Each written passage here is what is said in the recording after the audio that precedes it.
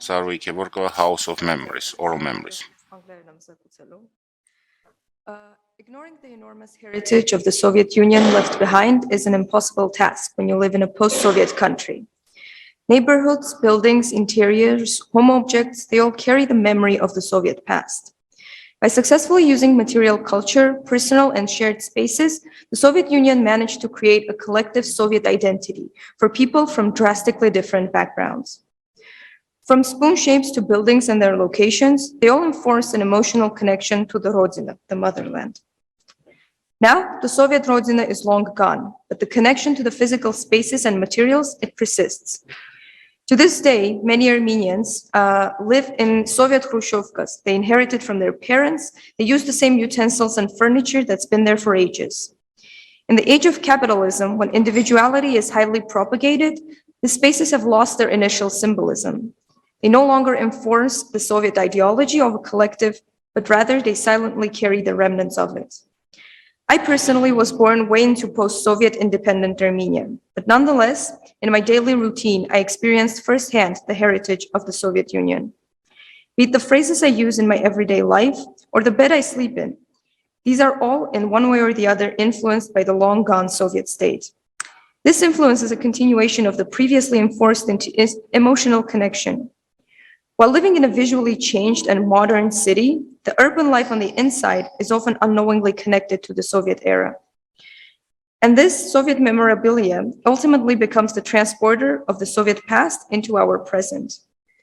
I see this object as a part of my life. I create memories and have stories connected with them. But at the same time, these objects are an essential part of my parents' and my grandparents' lives as well. Now, these objects have their own memories. They tell their own stories. These objects, they tell stories and become a part of an intergenerational conversation. My research study and an art installation born out of it follows and delves deep into the stories and memories. They explore collective memory in a context of household objects and items and present them through an interactive experience in a Soviet apartment that is now often lost in a contemporary landscape of Yerevan. There's a good story about why I decided to do this project. One evening, my mother and I were talking, and she was telling me how the chairs we use in our house were the first thing my father and her bought when they got married. She was telling me a story how some of the chairs got lost during transportation, how some of them broke down, and later they were going around buying identical chairs from strangers to fill in the set. That is how I started thinking how interesting it is that many people all around Soviet Union had identical furniture, identical households, and perhaps even seemingly identical lives. This conversation gave birth to a research which later became the base for my capstone in the American University of Armenia in 2021. People living on ends of the Soviet Union had identically furnished, identically designed apartments. The Soviet interior individualism was framed by the standardized objects that were available all around the Union. Yes, factories provided a slightly wider choice, but more or less, be it in Kazakhstan, Armenia, or Ukraine, resident owned similar items, thus contributing to the strengthening of the Soviet ideology. When starting this research, I got curious to find out how people from former USSR countries connect with their objects, why and how they pass from one generation to the other, and what stories do these objects tell. As a result, my research turned into a creative project. Unlike the Western consumerist culture, the Soviet socialist citizens were tightly attached to their everyday objects.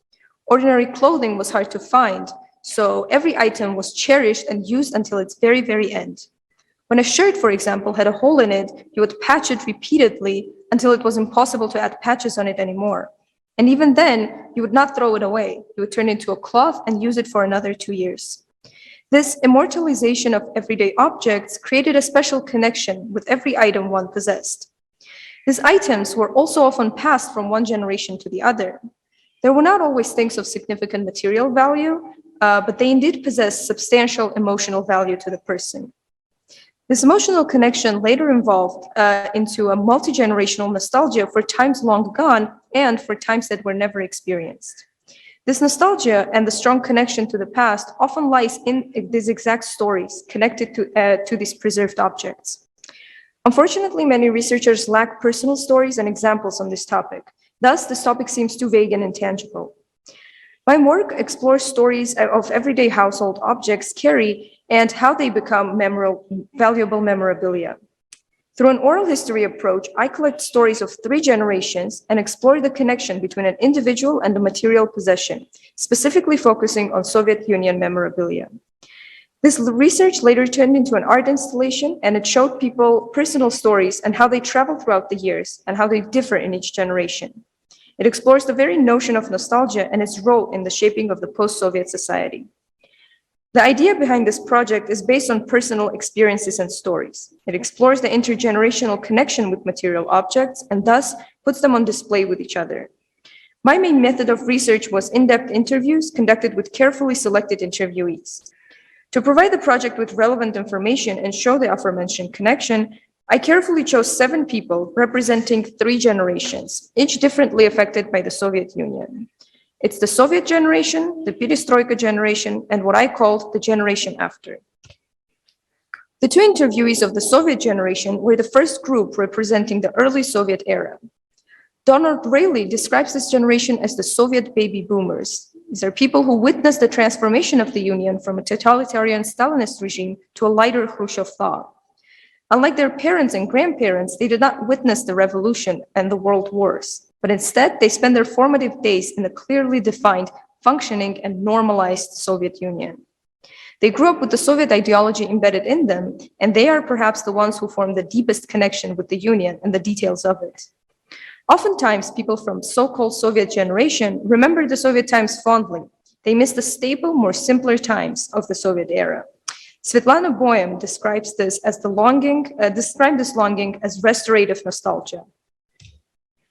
The stories this interviewees told were often revolved around the safety and the stability and the overall peace in the Soviet Union that they felt. If you could hear these stories taken out of context, you would think that the Soviet Union was a heaven on earth. But as we went deeper into the interviews, they all tried to step out of their idealized memory, and they were able to tell a story from a more rational and interesting perspective. The poignant part of both interviews was when my interviewees reflected on the permanence of objects. One of my interviewees put it beautifully and said, the interesting thing about objects is that they often the person is not there anymore, but the object is. It outlives the person. This idea of permanent object and temporary human was the most common theme in both of these interviews. The second group of the people was the Perestroika generation. From the late 60s to the mid-70s, the Perestroika generation managed to study in still Soviet universities, but started a career already during its collapse. By the time the Soviet Union was changing drastically and quickly, it was the post-thaw period, the economy was crashing, the shortage of everything came to be. But along with the weakening Soviet ideology, the freedom began. This generation got caught in a whirlpool of new ideas, ideologies, and open worlds. It experienced the rise of new music, art, new establishing relationships with the West. Along with often being glorified and represented better and happier than it actually was, this era truly was the golden age of the Soviet Union. The descendants of this era often feel what American literary critic Frederick Jameson calls nostalgia mode, referring to the consumable past that does not evolve the memory per se, but is instead focused on the fragments of the said past. Both of these interviews, you could see that the newly created freedom and access to many things that their parents didn't have access to let these people see the Soviet Union in a way as a buzzing and curious place to live in. But at the same time, they do realize now, as already post-Soviet citizens, that a lot of material objects inherited from the Soviets were indeed valuable emotionally, but generally they were useless. They talked about the endless heavy Czech crystal sets, the children's literature book series, and many other things that were never really used. And as one of my interviewees said, they were there because they had to be there. They had to be there as a part of your life as a Soviet man. As for the generation after, it was the final group, and it consisted of 3 individuals. Born into already independent countries, this generation didn't experience life in the Soviet Union, but they did get influenced by its culture that was found in movies, music, and of course, objects. They also carry the generational memory of the Soviet times, passed down from their parents and grandparents, often through these stories and this memorabilia. They were born in the late 1990s and very early 2000s, during the very harsh times for all of the countries in the former USSR. Unlike their parents who lived in between two worlds, this generation saw the Soviet Union only as a remnant from the past. Interestingly, people born in this period grew up seeing and using objects they inherited from the Soviet past and living in apartments explicitly designed for the new Soviet men. This juxtaposition of their worlds created an interesting narrative and connection with a time that they never personally experienced. What this generation often experiences is reflective nostalgia, as Svetlana Boym puts it, which consists of an ironic longing for a time that was never experienced. These people see the Soviet Union not as an experience, but rather as a story in and of itself. In a way, all three of my interviewees see these objects as rather movie-like. They don't understand them entirely, but they accept them as a part of their lives. For example, they know how to use a bed that becomes an armchair, and then back to an armchair, because they were passed on that knowledge from generations prior. At the same time, for this generation, a lot of these objects are untouchable. They were created when, in the case of the Perestroika generation, these objects were there for the sake of being there. In the case of the generation after, they were there to be looked at, admired, and as one of my interviewees said, appreciated and heard. So many had these endless Czech crystal sets put in high cabinets and taken out only on the rarest occasions. But we all heard stories about the long life they have lived. The main goal of my project was not only gathering these intergenerational stories, but also constructing them in an interactive way. Creating an art installation for my project made the Soviet experience convertible. It brought the stories to a different level and made them exist together with the viewer. This interactiveness created a sense of intimacy and attempted to combine the two opposing feelings. On one hand, it familiarizes the viewer with deeply personal stories. In a way, it brings the viewer into the narrative. But on the other hand, it defamiliarizes the objects and puts them out of their context and into a completely new one. The installation allowed the viewers to touch, use, move, and in a word, experience the objects while listening to the stories these objects have to tell. My grandparents' old apartment on Saryan Street in Yerevan acted as a site for the art installation. Most of it has not been renovated since the day my grandparents moved in 1983. It had the classic Soviet spruce parquet, heavy kitchen cupboards, giant wardrobes that can't be moved, and of course, the crystal glass sets. Some of the objects that were borrowed from the interviewees themselves and were as authentic as possible. The installation also featured some photographs, video clips retrieved from family archives, of course, with their consent. In order to provide the audience with a more intimate experience with the installation, I used music, song, and food all around the installation. This way, I created a welcoming atmosphere that fills in the installation space. In preparation, it was important for me to stay in solitude with all the objects in the apartment. As I was sitting alone in a sun-filled apartment among stacks of paper with people's stories on them and objects from different parts of the world, different eras all gathered together, and the photograph of my parents hanging from the wall was looking right at me. This was the ultimate moment of reflection. This was the moment when I fully realized that my project is a thread that started way before my birth and that will go on long after my death. From the second I started to cut out the printed snippets of the interviewees necessary for the installation, I realized that it was no longer just my project.